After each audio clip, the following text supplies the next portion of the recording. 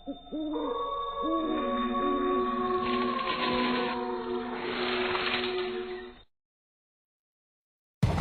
का वक्त था। कस्बे से दूर बसे पुराने गांव भैरवपुर की गलियां हर रोज की तरह सुनसान हो चुकी थी। आसमान में हल्के बादल थे और ठंडी हवा के झोंके पुरानी हवेली की टूटी खिड़कियों से सनसनाहट पैदा कर रहे थे। गांव के लोग इस हवेली के पास से भी नहीं गुजरते थे। कहते हैं यहां अजीब अजीब आहटें सुनाई देती है, जैसे कोई अनदेखा इंसान आस पास घूम रहा हो। रीना अपने दोस्तों के साथ गांव घूमने आई थी। सबने मजाक मजाक में कहा, चल रीना, तू तो बहुत बहादुर बनती है। अगर सच में हिम्मत है तो फिर हवेली के अंदर चल। मुझे किससे डर लगेगा? भूत वूत जैसी कोई चीज नहीं होती। रीना अकेली हवेली के अंदर चली गई। टॉर्च की रोशनी टूटी दीवारों पर पड़ते ही डरावनी परछाइयां बनने लगी। वो चौंक कर पलटी। वहां कोई नहीं था। शायद मेरे दोस्तों ने मजाक किया होगा। लेकिन अगले ही पल उसने टॉर्च की रोशनी में देखा, दीवार पर उसके अलावा एक और परछाई हिल रही थी। रीना की सांसें तेज हो गई। उसने धीरे से पुकारा, कौन है वहां? पर कोई जवाब नहीं मिला। बस धीरे धीरे कदमों की आहट पास आने लगी। वो भागकर बाहर निकली। दोस्त हंस पड़े। क्या हुआ? रंग उड़ गया चेहरे से? रीना कांपती आवाज में बोली, नहीं, अंदर कोई था। दोस्तों ने मजाक उड़ा दिया। लेकिन उस दिन के बाद से रीना के साथ अजीब घटनाएं होने लगी। कभी रात में उसके कमरे में किसी के चलने की आवाज आती, कभी शीशे में उसके पीछे कोई धुंधली परछाई दिखाई देती। गांव का नाई रघु रोज रात को देर तक दुकान बंद करता।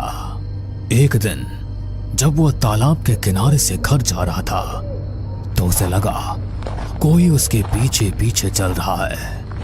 कौन है बे? सामने आ। पर कोई जवाब नहीं। वो तेज कदमों से चलने लगा, लेकिन नाहट भी उतनी ही तेज हो गई। अचानक उसके सामने एक सफेद साया खड़ा हो गया। आंखें गहरी हरी चमक रही थी। रघु, तेरा समय आ गया है, तू बच नहीं पाएगा। रघु जोर से चिल्लाया और भाग खड़ा हुआ। अगले दिन गांव वालों ने देखा रघु पागल सा हो गया था। वो बार बार कहता, आहट मुझे ले जाएगी, आहट मुझे ले जाएगी। अनिरुद्ध गांव के स्कूल में मास्टर था। वो भूत प्रेत में विश्वास नहीं करता था। लेकिन एक रात जब वो हवेली के पास से लौट रहा था तो उसने साफ साफ सुना जैसे भारी जूतों की आवाज उसके पीछे से आ रही हो। अरे ये कैसी आवाज है? यहां तो कोई और नहीं है। वो मुड़ा, लेकिन पीछे सिर्फ खाली सड़क थी। फिर अचानक उसके कान में किसी ने फुसफुसाया, तू बच नहीं पाएगा। रीना, रघु और अनिरुद्ध तीनों अलग अलग लोग थे, लेकिन सबने एक ही चीज महसूस की और वो थी आहट। गांव में धीरे धीरे डर फैलने लगा। लोग कहने लगे कि हवेली में दबे किसी रहस्य की वजह से ये सब कुछ हो रहा है। गांव भैरवपुर में अब हर कोई हवेली का नाम लेते ही सिहर उठता। रीना का चेहरा अब पीला पड़ चुका था। रघु पागलपन की हद तक डर चुका था और अनिरुद्ध मास्टर भी अब रात को अकेले निकलने से कतराने लगा था। लेकिन ये डर यहीं नहीं रुका। सविता रोज रात को अपने आंगन में तुलसी को दिया जलाती थी। उस रात भी उसने वैसा ही किया, लेकिन जैसे ही दिया जलाया उसे लगा मानो आंगन में कोई खड़ा है। कौन है वहां? अंधेरे में कुछ भी नहीं दिखा, लेकिन हवा का एक तेज झोंका आया और दिया बुझ गया। सविता ने माचिस जलाई, तभी देखा आंगन के कोने में एक औरत खड़ी थी, काली साड़ी में, बाल बिखरे हुए। हे भगवान! वो औरत धीरे धीरे आगे बढ़ी और उसके कान में फुसफुसाई, आहट सुनो, आहट सुनो, तुम्हें कोई लेने आ रहा है। सविता चीख पड़ी। घर वाले दौड़े, लेकिन वहां कोई नहीं था। अगर यहां कोई आत्मा है तो आज मैं उसे शांति दूंगा, वो मंत्र पढ़ने लगा। तभी हवेली की सीढ़ियों पर धीमे धीमे कदमों की आवाज आई। कौन है वहां? कोई जवाब नहीं, लेकिन अचानक उसके सामने लोहे की जंजीर अपने आप हिलने लगी। मोहन घबरा गया, लेकिन हिम्मत करके मंत्र पढ़ता रहा। तभी दीवार पर खून से लिखा उभर आया, आहट से बचना नामुमकिन है। मोहन के हाथ से माला गिर गई। वो भागते भागते गांव लौटा। ये जगह अशुभ है, वहां कोई अनदेखी शक्ति है।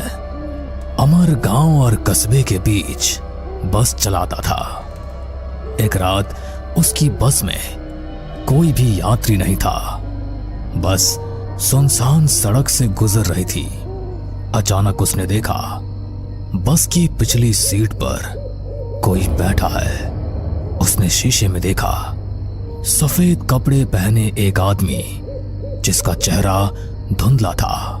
अरे कौन है? टिकट तो लो। कोई जवाब नहीं।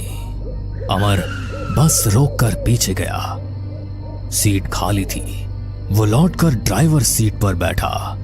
तभी उसके कान में आवाज आई, बस चलते रहो, आखिरी मंजिल तो मेरे पास है। अमर की हालत खराब हो गई। उस दिन के बाद उसने रात में बस चलाना ही छोड़ दिया।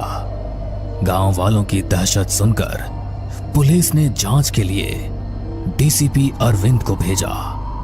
अरविंद बहुत तर्कसंगत इंसान था। भूत प्रेत की बातों पर हंसता रहता था। अरे ये सब अंधविश्वास है, मैं खुद हवेली जाऊंगा और देखूंगा। रात को वो टॉर्च लेकर हवेली पहुंचा। दीवारें खंडहर हो चुकी थी, लेकिन अचानक सीढ़ियों पर भारी कदमों की आहट गूंजी। रुको, कौन है वहां? उसने टॉर्च जलाई।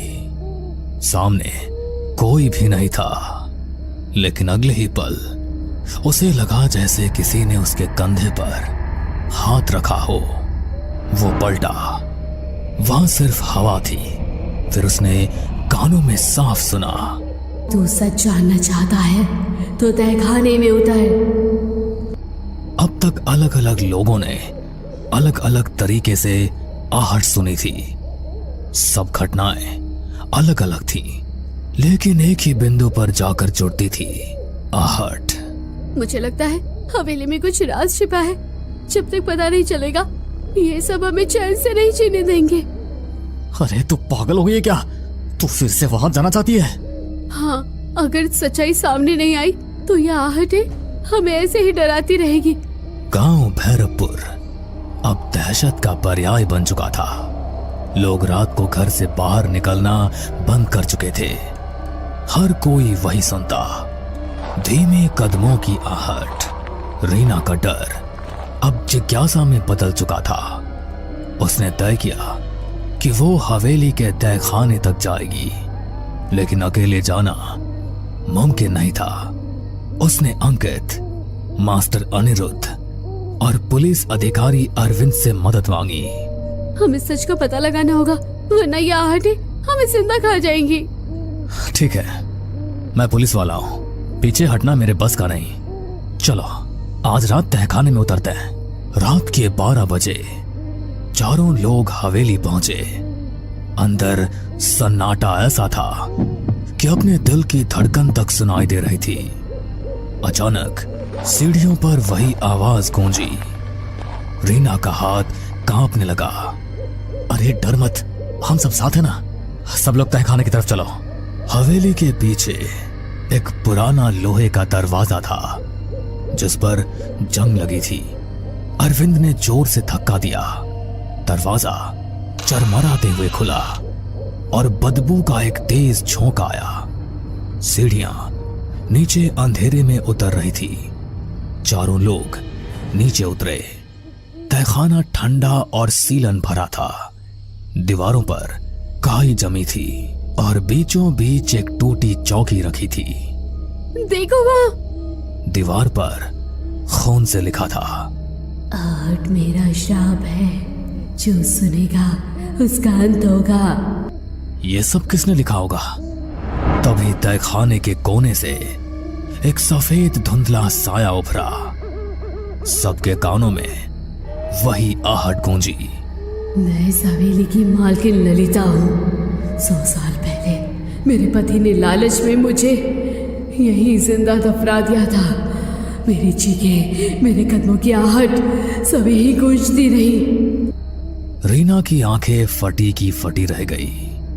तो ये सारी घटनाएं वही आहट? हाँ।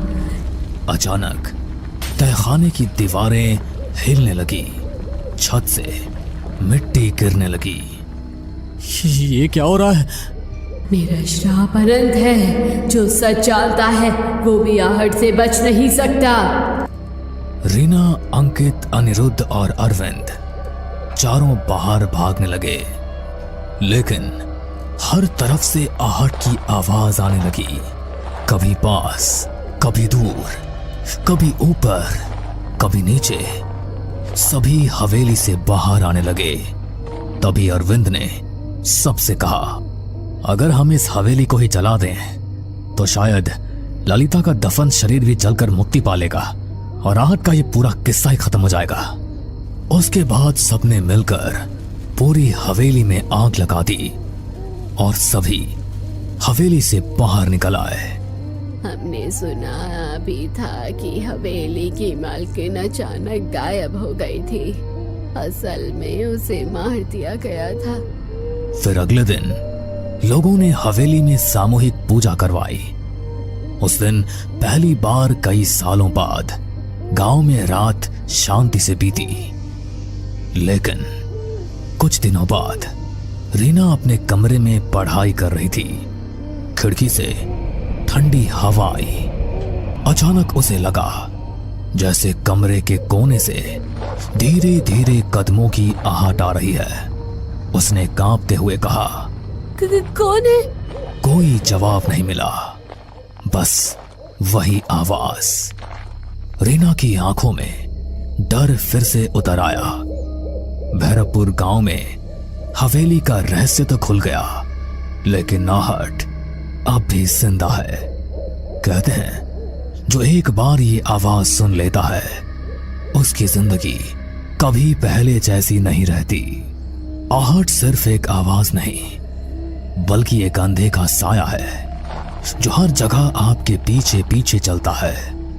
बस कभी वो आहट सुनाई देती है और कभी नहीं सुनाई देती, पर डर की दस्तक लेकर आहट सभी के आसपास चलती